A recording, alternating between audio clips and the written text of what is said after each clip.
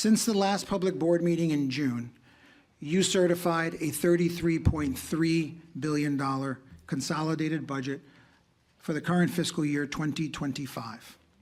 Total spending increased by a fiscally responsible 3% from the previous year, and that budget provides for funding for all critical areas in Puerto Rico, including education, healthcare, public safety, social welfare, and economic development. It prioritizes initiatives that support strong financial management and economic growth.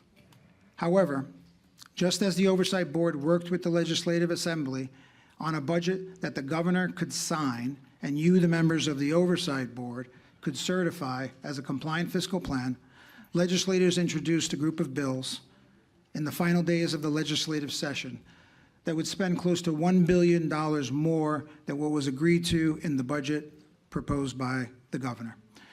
No resources were identified to pay for that additional spending. The legislation would have increased spending by over 9% instead of the responsible 3% we worked on with the governor and legislative leaders up until that point. This spending would have put the budget out of balance almost immediately, and we would have to go back to the drawing board and figure out a new budget. It is clear that the days of spending beyond budgeted amounts and without identifying resources for long-term fiscal balance are not yet behind us. We worked with the legislature, and new language was added to the final budget resolution that will now require a certification of how any spending bills will be funded in the budget. The new language and acknowledgement is only a first step. Unfortunately, some legislation was passed before we agreed with legislative leadership on this language, and that legislation complicates balancing the budget. What is crystal clear is that the budget process in Puerto Rico must be reformed further. We outlined the details of these reforms and the path to a fiscally responsible budget process in the fiscal plan for Puerto Rico that you certified during our last public board meeting in June. Reforms to the budget process must happen in order to restore long-lasting fiscal responsibility. The legislative actions this past June make the case for budget reforms present and clear. We also analyzed the most recent audited financial statements for the Commonwealth, and after reviewing the audited financial statements for fiscal year that ended June 30th, 2022, we concur with the independent auditors that the report shows a $3.3 billion deficiency in the general fund on a modified accrual basis, the accounting standard under PROMESA. We continue to be concerned about the deficiencies in internal controls, which have been identified by the auditors and have not yet been addressed. On debt restructuring, the mediation for the PREPA plan of adjustment is ongoing.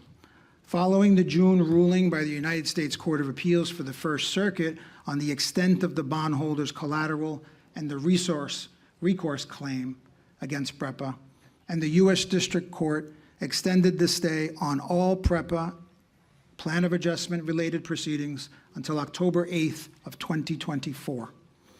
Puerto Rico's overall debt restructuring process did nevertheless take a very significant step forward.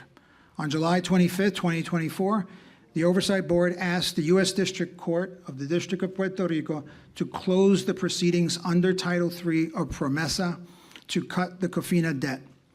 The restructuring of COFINA's $18 billion in legacy bonded debt is the Oversight Board's first Title III case. It became effective in February of 2019, and the COFINA plan saves approximately $17.5 billion in debt service payments. Almost 50% of COFINA's revenues that previously belonged to the creditors will now go to the Commonwealth's general fund budget. We expect the U.S. District Court to close the case soon and close that chapter of bankruptcy. On economic development, stabilizing Puerto Rico's finances, breaking decades of deficit spending, and reducing the crushing debt burden have been our signature achievements working with the government. You, the members of the Oversight Board, gave me a clear mandate. Let's focus on economic development now that the fiscal situation is stable. Budget process reform remains a critical gap in Puerto Rico's recovery process, but so is an economy that continued to grow reliably when federal stimulus money runs out. Our revitalization coordinator, Jose Perez Riera, has focused on our role here and how we can contribute to not only Puerto Rico's fiscal recovery, but long-term economic recovery. There is no shortage of economic development plans for Puerto Rico. We have reviewed 150 plans, studies, and reports. We met with stakeholders, economists, members of the business community, investors, about what is needed to get Puerto Rico to sustainable economic growth over the long term. Some necessary initiatives are already described in the fiscal plan. Many initiatives come from the government. Investments in infrastructure, reforms to make it easier to create and grow businesses here, increased labor participation. These structural reforms are the foundation for economic growth, but we have to go further.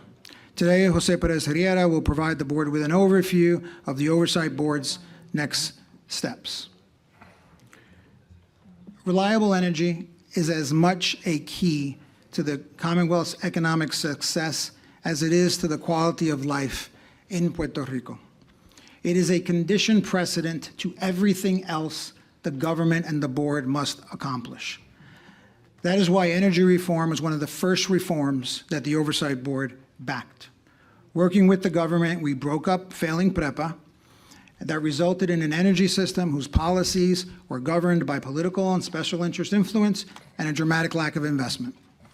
Today, Puerto Rico retains ownership of this valuable asset, but day-to-day management was transferred to private operators. The Puerto Rico Energy Bureau was strengthened into a truly independent regulator, now overseeing the power system. We created a plan to implement the will of Puerto Rico's elected leaders to move aggressively toward renewable energy. Those are the right building blocks. And after decades of mismanagement and underinvesting, we cannot go back to the old system. We cannot go back to PREPA. But one of those building blocks has come under attack recently: the Energy Bureau's independence. Only a politically independent regulator is an effective regulator. Act 10, however, constitutes a clear act of political and special interest interference with the Energy Bureau's authority, which is why the Oversight Board commenced litigation. Special interest groups just recently boasted in a court filing that they lobbied for months to persuade the government to employ political influence to interfere with the purpose and job of Puerto Rico's independent regulator. While Act 10 is directed at net metering, the Oversight Board's concern is not net metering. Renewable energy is a key element of Puerto Rico's energy transformation, and net metering is a very important tool for making solar more accessible and more affordable. The Oversight Board supports net metering. Contrary to what some of those who profit from a weak regulator would like the public to believe, invalidating Act 10 would not change the current net metering program. The critical building blocks are in place to continue the transformation. We could not achieve any progress at all without the structural changes, particularly breaking up the dysfunctional PREPA. However, we are far from done. Electricity is not yet reliable, and we must have an honest conversation based on facts.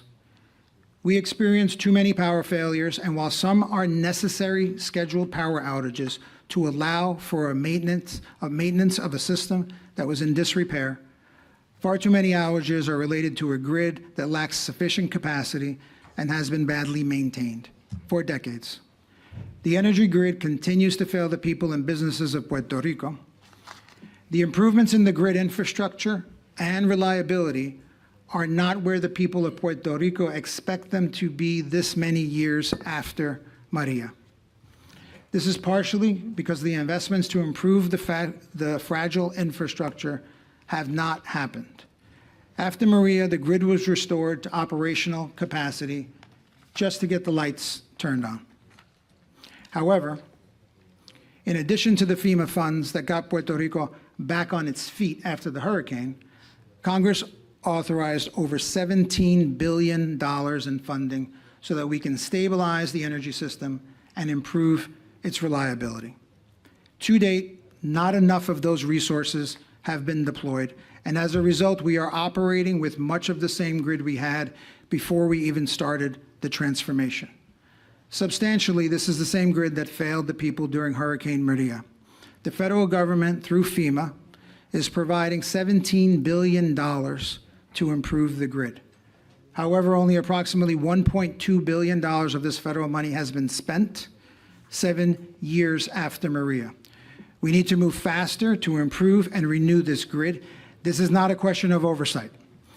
This is not a question of planning. This is a question of doing. There is oversight, and we have the money. It is also not a question of whose fault it is. It is a question of managing and getting things done. I am often asked, how was it done in New York? How did we build an entirely $3.6 million long Mario Cuomo bridge faster than anyone thought possible?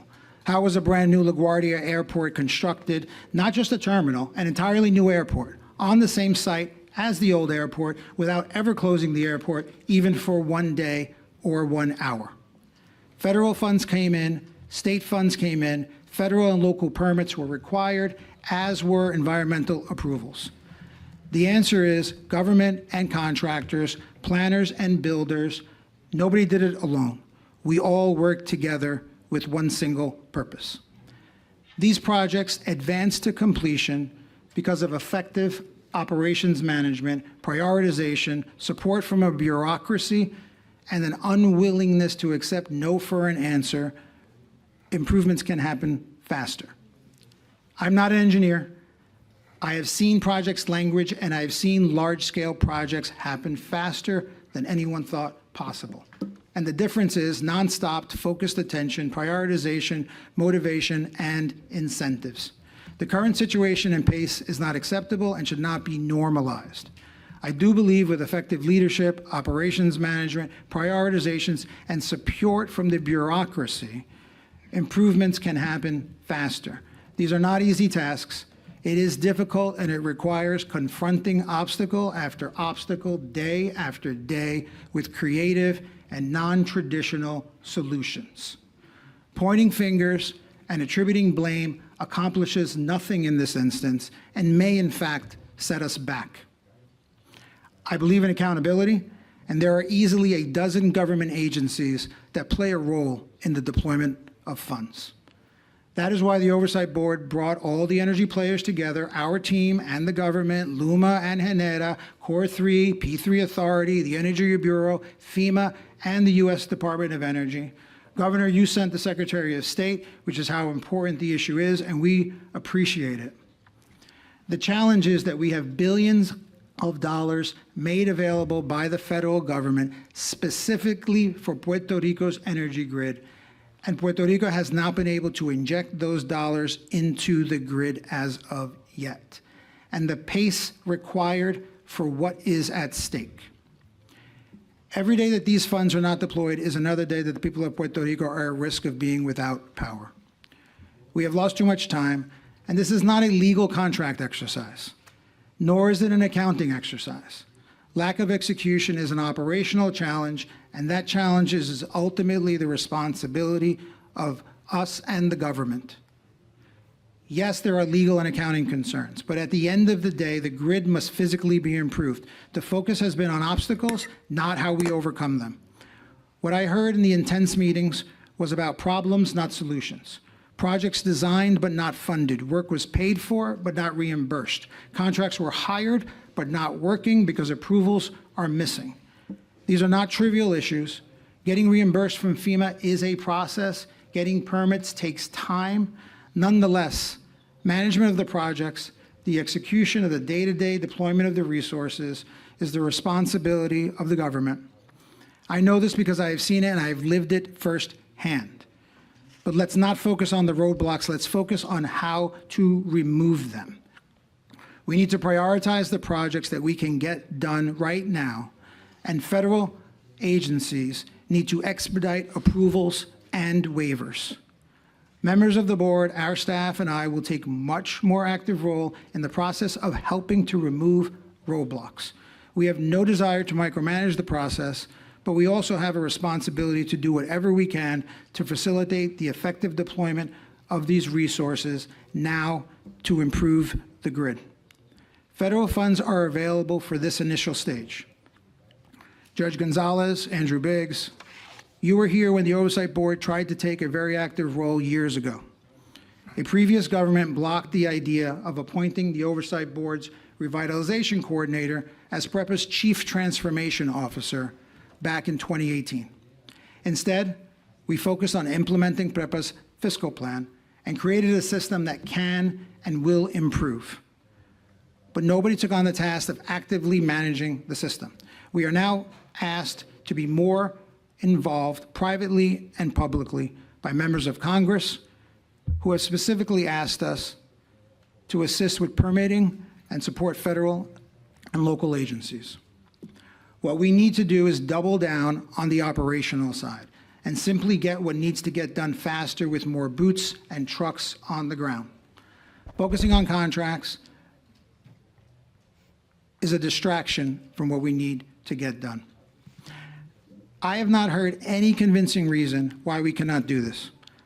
I believe we will get there.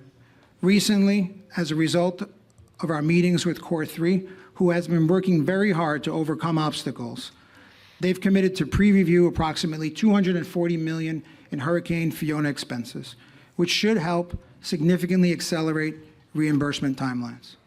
And more than a dozen other requests for reimbursement that were delayed because of additional clarifications that were needed or because there was missing documentation are now closer to moving forward. This includes helping the parties resolve a $21 million issue and dispute for work that was already completed to repair streetlights and certain other work orders. We anticipate these efforts and their impact on the energy restoration process will continue to expand. Resolving delays in the system means that other projects that depend on FEMA funding can move forward now because liquidity is available to advance payments for these projects. However, this is not enough. We must keep pulling every lever we have at our disposal to speed up the pace to improve reliability. We are in the process of developing a new fiscal plan for PREPA, which will provide additional insight into the fiscal picture of PREPA, both on the revenue side and the level of investment needed to maintain the grid in the state of good repair. I am convinced that we will see change. Electricity will become more reliable and cleaner. We will pick up the pace. The people of Puerto Rico depend on it, and we have no other choice.